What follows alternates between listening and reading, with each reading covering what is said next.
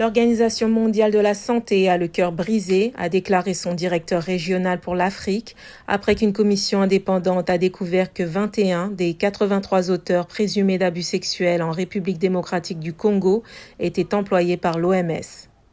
Le docteur Matshidiso Moeti s'est exprimé lors d'une conférence de presse mardi 28 septembre.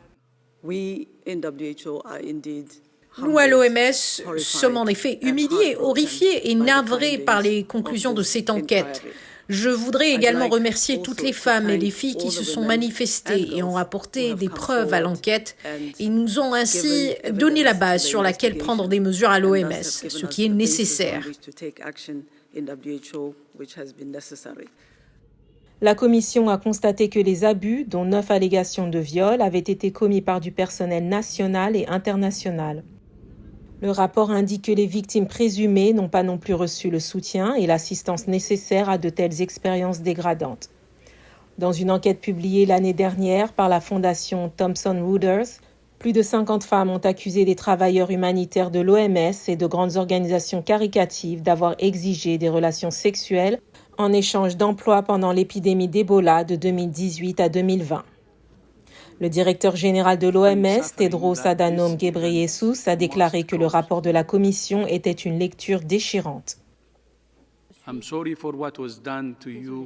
Je suis désolé pour ce qui vous a été fait par des personnes qui étaient employées par l'OMS pour vous servir et vous protéger. Je suis désolé pour la souffrance continue que cet événement doit causer.